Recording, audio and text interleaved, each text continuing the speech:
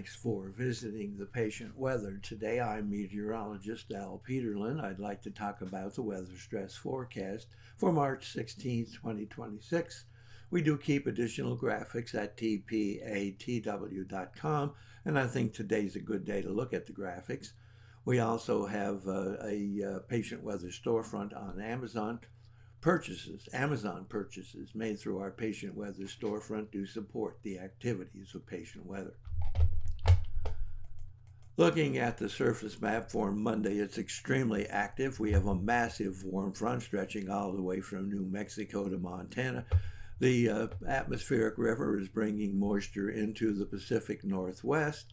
There is a very active frontal system stretching from a low north of New York, across Philadelphia, down through the coastal area of North Carolina, and cutting back across Tampa in the south.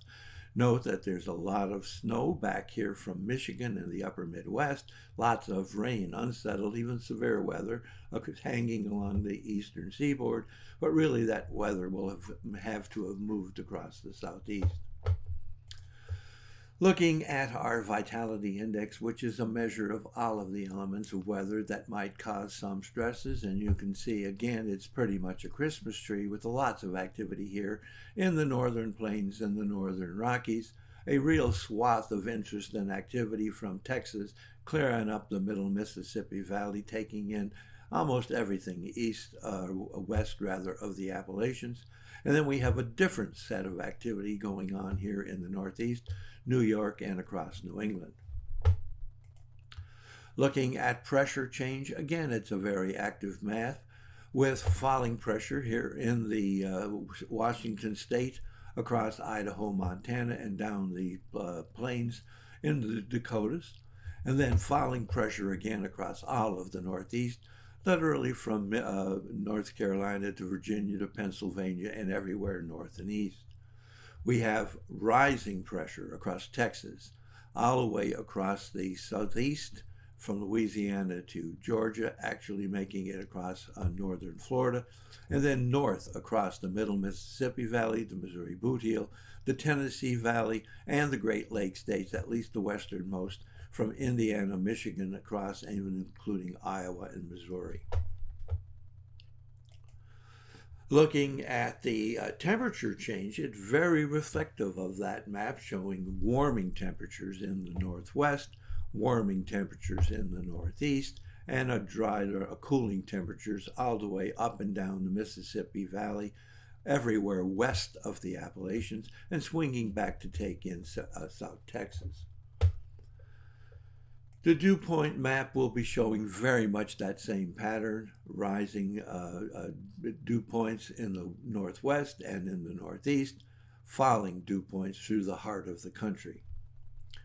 Note that we have some instability, especially in Louisiana and Mississippi, and a touch here and there going through Florida.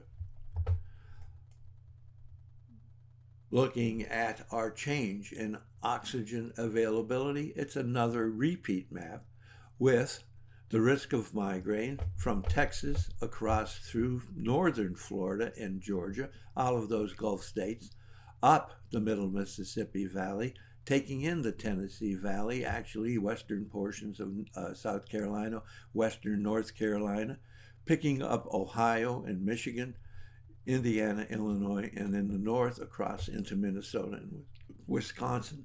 So that's migraine through the heartland, but we have a risk of asthma and arthritis, especially in the Rockies and in the northern plains, especially Montana, the Dakotas, and down into Colorado, and then a very strong risk of asthma and arthritis from New Jersey, actually Delaware, New Jersey, eastern Pennsylvania, much of New York, and all of New England, and that stretches all the way across the easternmost provinces of Canada.